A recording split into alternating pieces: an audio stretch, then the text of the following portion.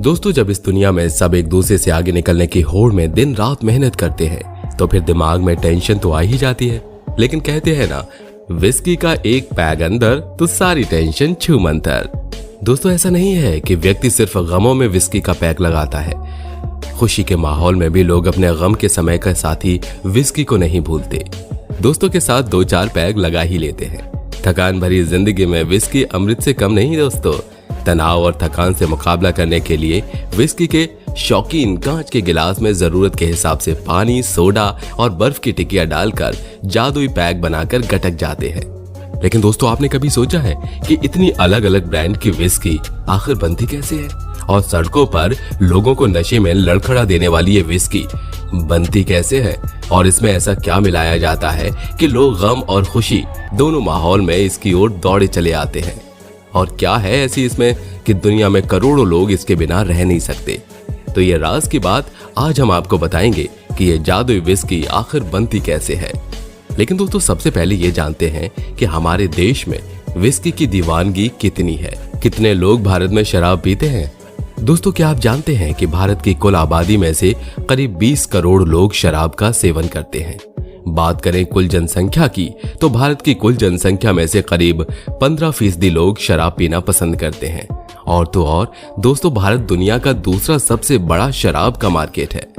दोस्तों, भारत में शराब का सेवन करने वालों में युवाओं की संख्या बहुत ज्यादा है। और तो और भारत में शराब का सेवन करने वाली महिलाओं की संख्या भी बड़ी तेजी से बढ़ती जा रही है। दोस्तों, अब जानते हैं कि विस्की के इतिहास के बारे में और जानते हैं कि ये विस्की आई कहां से, इसकी खोज किसने की, जैसे और भी कई सवालों के उत्तरों को। तो दोस्तों, विस्की बनाने वाले का नाम तो इतिहास में कहीं नहीं मिलता, लेकिन विस्की की खोज चीन में हुई थी। इसलिए कुछ लोगों का यह भी मानना है कि सबसे पहले इसकी खोज चाइनीज मोंक्स ने की थी। उन्होंने अनाज को सड़ाकर इसे सबसे पहले बनाया था और उस समय तक इसे सिर्फ दवाइयों के लिए इस्तेमाल किया जाता था। लेकिन जो रूप हम विस्की का आज देख रहे हैं उसका श्रेय जाता है स्कॉटलैंड को। दोस्तों, जब ये विस्की स्कॉटलैंड पहुंची तो वहां बाकायदा इसको बनाने के लिए नियम, कायदे और कानून बना दिए गए। स्कॉटलैंड के लोगों की विस्की के प्रति मोहब्बत ही थी कि जिसने इसको और भी बेहतरीन बना दिया कि आज पूरी दुनिया में इसके दीवानों की कमी नहीं। दुनिया भर में लोग यूं ही नहीं कहने लगे कि पीता हूं तो बस गम भुलाने को। तो दोस्तों, अब आप सोच रहे होंगे कि विस्की का भारत में आना कब हुआ? तो मैं आपको बता दूं कि सन 1820 में ये भारत में आई और फिर वहां के लोगों ने इसको ऐसे अपनाया, ऐसे प्रेम दिया कि आज भारत विस्की का दुनिया में दूसरा सबसे बड़ा मार्केट है। और दोस्तों, अगर ऐसे ही लोग दीवाने होते रहे तो कभी भी भारत पहले स्थान पर आ जाएगा, जिसमें हमें हैरानी नहीं होनी चाहिए। तो दोस्तों, अब जानते हैं कि आखिर विस्की बनती कैसे है, इसको बनाने के लिए किन किन चीजों की जरूरत होती है, विस्की को बनाने में कितना समय लग जाता है। तो आइए जानते हैं जल्दी से इन सभी प्रश्नों के उत्तर। दोस्तों, विस्की को बनाने के लिए जरूरी होता है अनाज, पानी और ईस्ट। दोस्तों, अब आपको जिस प्रकार की विस्की बनानी हो उसके लिए आपको ये ध्यान रखना होगा कि अनाज भी उसी प्रकार का हो। आसान भाषा में कहें तो दोस्तों, अगर आपको सिंगल बोल्ड विस्की बनाना हो तो आपको राई ग्रेन का इस्तेमाल करना होगा। लेकिन अगर आपके पास कॉर्न है तो इसमें आपको बार बोन्ड विस्की भी बना सकते हैं। अब बात करते हैं इसकी प्रोसेस पर। तो दोस्तों, विस्की जितनी आसानी से हम गटक जाते हैं उसको बनाने में कितनी कश्मकश लगती है, कितनी मेहनत लगती है, ये जानकर आप शायद चौंक जाएंगे। चलिए अब एक एक करके समझते हैं इसकी पूरी प्रोसेस के बारे में, शुरू से लेकर आखिरी तक। Selection and preparation. दोस्तों, सबसे पहला पड़ाव आता है जिसका नाम है सिलेक्शन एंड प्रिपरेशन। सबसे पहले हम ये तय करते हैं कि कौन सी प्रकार की विस्की हमें बनाना है, फिर उसी प्रकार के अनाजों का इस्तेमाल किया जाता है।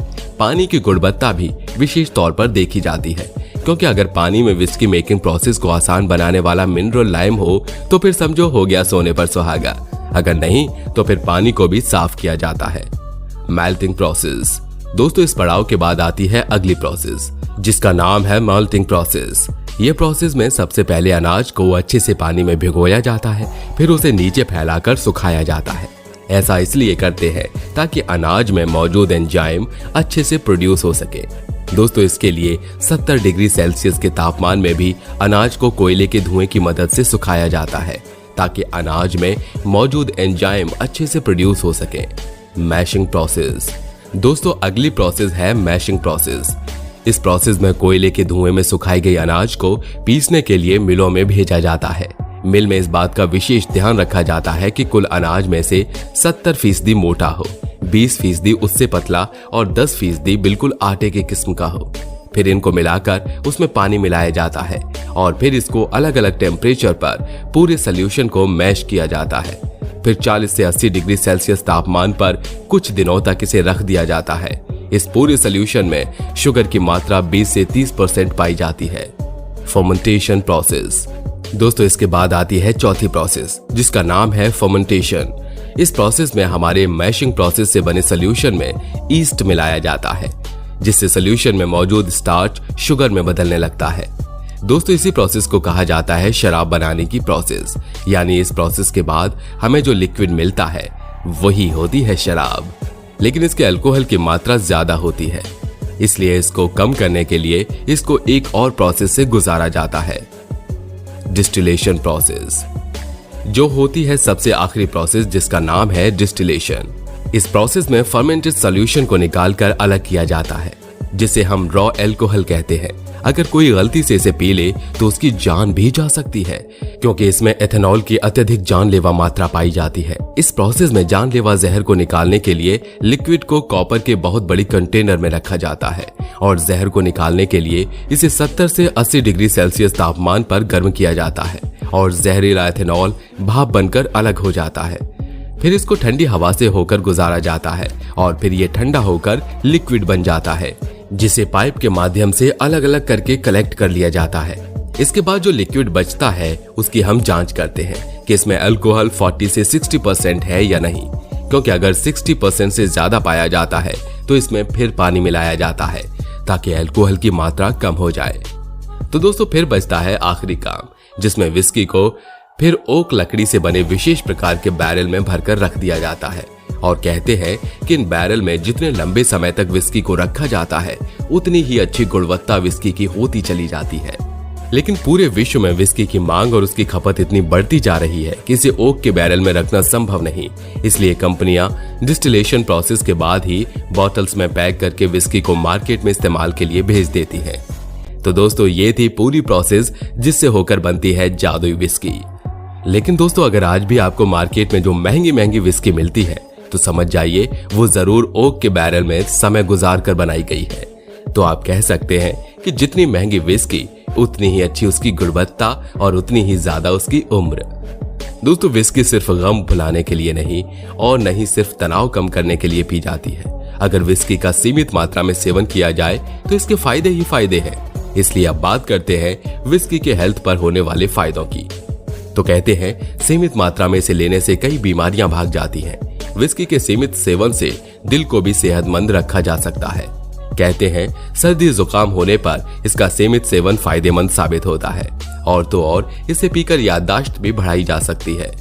दोस्तों बस बात इतनी सी है कि विस्की फायदेमंद भी हो सकती है, बस हम इसको कितनी मात्रा में ले रहे हैं इस पर निर्भर करता है, वरना सड़कों पर झूमते लोग तो आपने भी देखे होंगे।